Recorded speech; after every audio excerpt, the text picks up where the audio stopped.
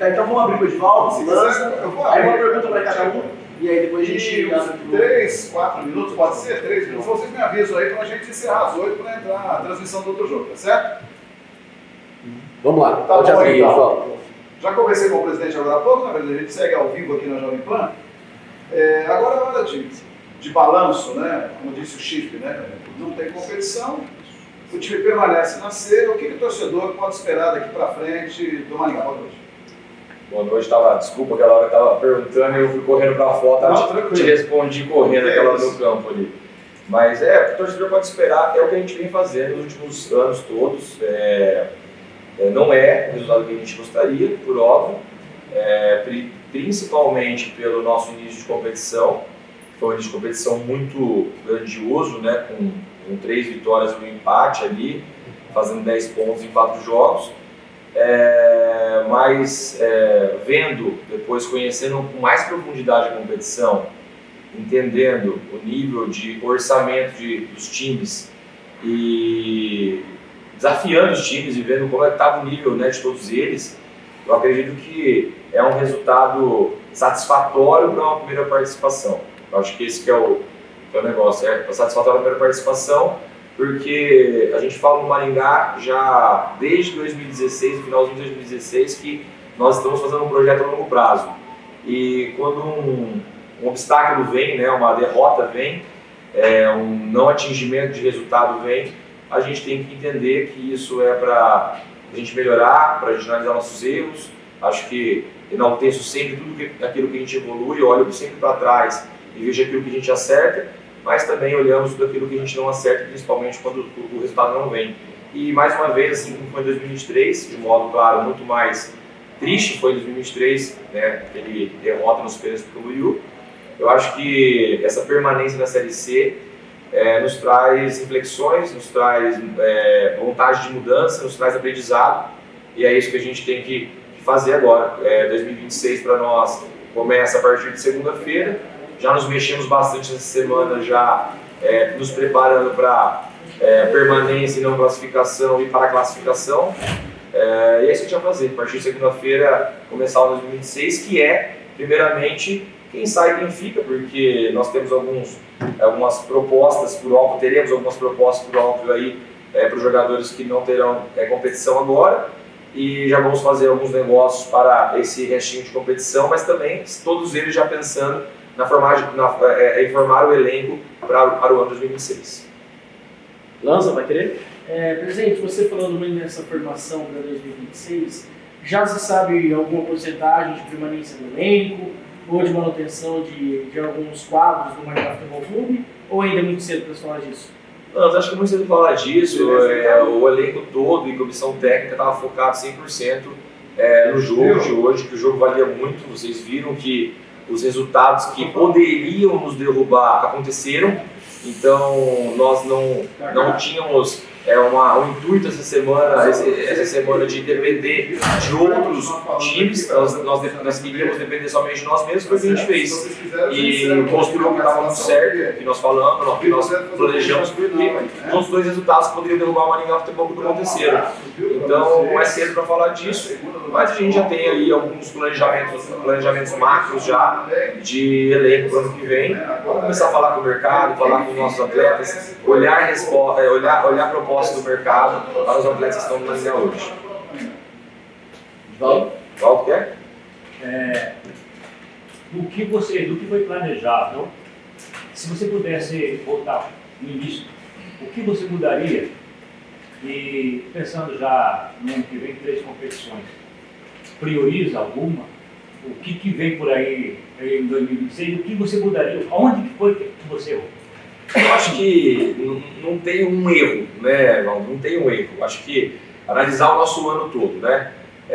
Nós tivemos um Paranaense que nós chegamos numa final com grande chance de ser campeão, né? Em que nós fomos derrotados nos pênaltis. Foi um resultado que nós fomos derrotados que todos viram que poderíamos sair com a vitória e com o nosso primeiro título paranaense. É uma Copa do Brasil em que nós pegamos pela primeira vez, salvo engano, um time de primeira divisão na primeira rodada e que nós fomos vitoriosos, né? Passamos ali pela segunda fase de um time, né, de menor expressão. E chegamos na terceira fase jogando de igual para igual ali, até a primeira partida, e até o primeiro tempo da segunda partida, né, Evaldo, ali do Atlético Mineiro. Então, um time, né, top 5 Brasil aí, no ranking da CBF. E começamos a Série C, nossa primeira participação da Série C, de uma maneira muito robusta.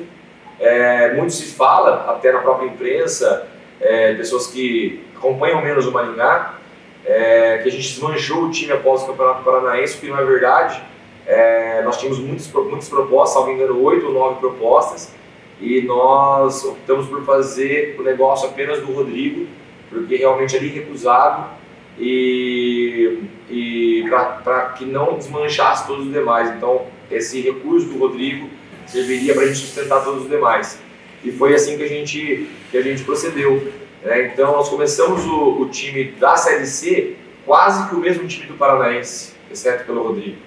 E ao longo da competição, sim, aconteceram saídas que nós não planejávamos, opção do jogador, do lateral, os jogadores que precisavam estar em outro lugar, porque aqui no Maringá não estavam performando mais, não estavam rendendo mais, tanto no aspecto pessoal quanto no profissional. A gente olha muito isso e não expõe os atletas para a imprensa, a gente resolve as coisas em casa. E também propostas, posteriormente veio a proposta para o Moraes, e a gente optou por fazer também no intuito sempre de vamos trazer o recurso de um lado para investir de outro lado, com criatividade. Então nós tivemos a mesma base do time para a Série C, só que a verdade é que o mesmo time, exceto o Rodrigo, começou performando e depois parou de performar, né? E nós passamos uma situação inusitada, que é o desligamento de um dos treinadores mais longevos do Brasil, que por mais que para o futebol seja algo normal, natural, para o Maringá Futebol Clube nós estávamos muito confortáveis há muitos anos com o Castilho e acreditávamos que ele merecia um crédito acima do que era o normal do mercado. Claro que se fosse um treinador com menos história, talvez a gente teria desligado algumas rodadas antes, não sei, mas nós resolvemos e vimos conversando com outros profissionais do mercado e naquele momento decidimos mudar, alterar o comando da equipe. Quanto ao que nós faríamos diferente, eu acho que tem muitas coisas, né?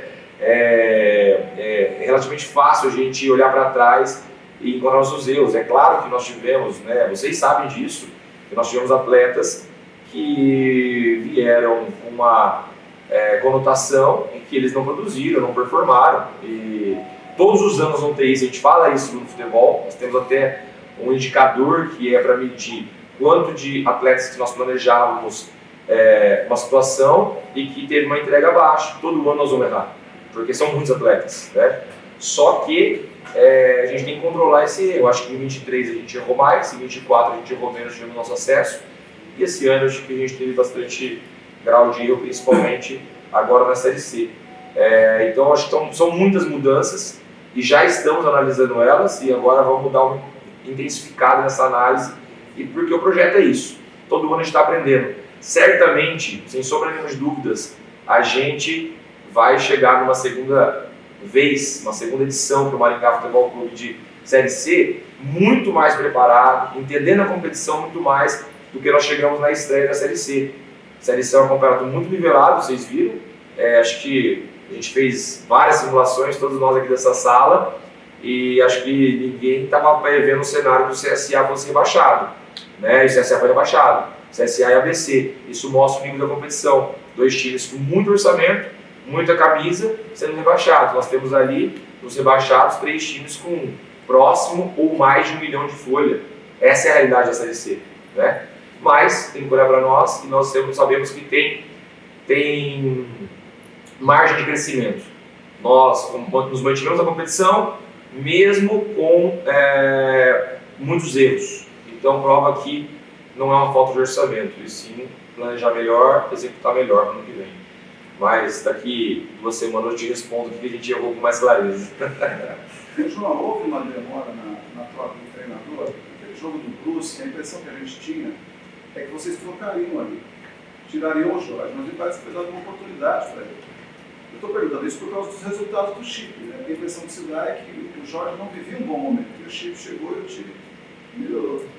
Vou resgatar a pergunta do nosso amigo Ivaldo, que acho que esse é um dos pontos que nós poderíamos ter feito, se tem um momento que a gente poderia realmente ter substituído o Castilho, foi após a derrota do Brusque. Acho que antes disso não fazia sentido para nós, tá? Acho que talvez 2 rodadas antes e a gente talvez teria a classificação, mas é um pouco leviano também dizer isso, né? Porque é uma coisa que não aconteceu. Se a gente substituísse, a gente não sabe também. A gente não sabe se a gente teria tido um resultado pior também naqueles jogos que o Castilho trouxe 2 empates pra gente. Então, eu acho que a gente não tem que se apegar a isso. É claro que a gente tem que tentar melhorar o processo, né? Então, assim, o que a gente faria talvez nesse caso, dar a resposta desse caso, que esse caso foi pauta de reunião de diretoria. O que a gente poderia ter feito nesse caso? Talvez antecipar a conversa com o mercado para ver quais eram as possibilidades reais, mesmo antes de decidir ali, né, caminhar para a decisão. Antecipar só por ter a opção, entendeu? E aí talvez por antecipar, a gente poderia ter tomado a decisão 1 ou 2 jogos antes. Mas, novamente, acho que não cabe a gente falar isso, até porque, como o Chip bem colocou aqui, eu cheguei no final da entrevista do Chip, todos nós temos uma grande consideração pelo trabalho do Castilho apresentado aqui. E se nós demos mais jogos para ele performar, não foi por causa de coleguismo, não foi por causa que a gente gosta dele, não. Foi por causa dos resultados que ele teve dentro do Maringá Futebol Clube. Então acho que não seria Maringá Futebol Clube fazer uns ligamentos antes. E por que aconteceu isso? Porque ele conquistou isso. Então acho que tudo correu dentro de uma normalidade e sempre a gente aprendendo com as coisas que acontecem para a gente melhorar para o ano seguinte. João, vamos encerrar então as perguntas. Quer fazer mais uma? Então faz mais uma, depois a gente encerra, João, e daí você pode fazer as considerações finais aqui. João, se fosse para poder definir algum acerto dessa temporada, qual que você definiria e falou assim, não, esse foi o melhor acerto do Maringá Futebol Clube do ano? Eu acho que igual a gente teve muitos erros que eu respondi agora há pouco, mas a gente teve muito acerto também esse ano, né? Eu acho que a começar pela base do nosso elenco que nós mantivemos, né? Mesmo com o acesso, a gente manteve uma boa base. Eu acho que isso tem alguns ônus, mas também tiveram bônus, né? Então a gente teve um elenco esse ano com a cultura de Maringá Futebol Clube que buscou vários objetivos. Então eu acho que essa manutenção do trabalho, essa continuidade, por mais que a gente é inquieto, a gente quer sempre estar melhorando, a gente está sempre também olhando o que a gente está fazendo de bom para manter o que a gente está fazendo de bom, né? A gente não pode começar um trabalho do zero todos os anos. Então acho que o Maringá pensa muito isso, essa continuidade. Acho que precisamos também analisar agora com mais frieza, porque você sabe que o resultado muda tudo, né? Tinha um momento do jogo que nós estávamos em 9º lugar, precisando de um resultado para classificar, e você acompanha o futebol há muito tempo, sabe que se isso acontecesse, toda essa coletiva aqui, essas respostas seriam bastante diferentes, né? Para nós mesmos seria bastante diferente, a gente já está tudo no campo ali, comemorando até agora, né, Lanz? Então, acho que também para analisar todos os acertos da competição, todos os acertos da temporada, não só da competição, porque a temporada não é feita só de Série C, a gente tem que olhar pelo começo do ano também, que a gente fez uma excelente temporada, a gente tem que olhar também para analisar os acertos, mas tivemos muitos, né? Tivemos uma manutenção de elenco grande, a gente teve muito acerto fora de campo, acerto de orçamento. Eu acho que a gente foi feliz em planejar o orçamento esse ano, porque a gente tem que lembrar, né, gente? Nós não estávamos, já sabíamos disso, entre os 10 maiores orçamentos da competição, né? A gente estava ali por volta do 12º maior orçamento da competição e ficamos na 11ª posição. Claro que no futebol o orçamento não é sinônimo de classificação, de posição na tabela, mas quando há uma lógica tem coerência, né? E teve uma coerência com o nosso orçamento versus o nosso resultado. Então acho que é isso. Claro que tiveram times também com orçamento inferior ao nosso que ficaram acima da gente, mas eu acho que orçamento e manutenção são 2 bons acertos esse ano. E se tivesse que elencar o maior erro da temporada, qual seria? O maior erro da temporada, eu vou me eximir dessa resposta hoje, porque é duro a gente falar um maior erro, porque eu realmente não acredito isso pessoalmente, tá, Lanzinho, um maior erro. Eu acho que é uma série de erros, né? Mas eu vou apontar o erro que a gente pode responder todos os anos.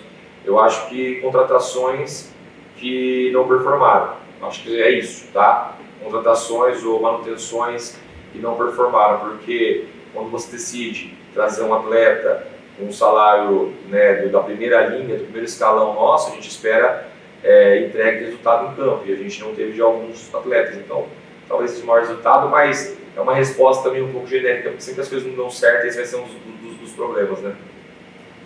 Considerações finais então, João? À vontade, tá? Bom, acho que falei aqui tudo que a gente tinha para falar desse ano, gente. Eu acho que foi uma temporada razoável, né, visto o resultado da Série C. A gente tem que sempre analisar tanto a temporada quanto a nossa história recente. Nós chegamos pela primeira vez na Série C.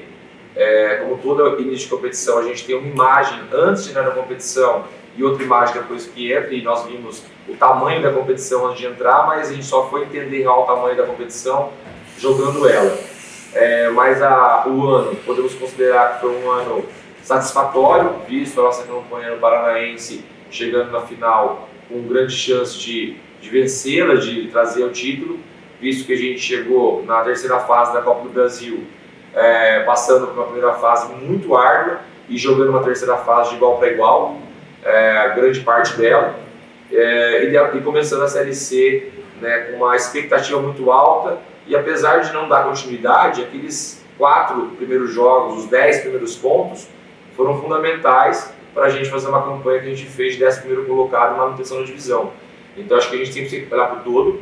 Quando a gente olha para o nosso projeto, 9º ano dessa nova gestão, né, não da SAF, porque a SAF veio depois, mas dessa nova gestão que a gente começou lá no finalzinho de 2016, que nós falávamos lá atrás, em 10 anos, nosso projeto é estar na Série B. Eu acho que a gente continua nesse projeto mais forte do que nunca, e com certeza no ano de 2025 temos mais alguns passos. Passo para a Série C, ser um time de Série C, se consolidar na competição. Fizemos no ano de maiores negociações do Maringá Futebol Clube, então o mercado A do Brasil, olhando para o Maringá e vendo que o Maringá pode ser um time parceiro para fornecer atletas.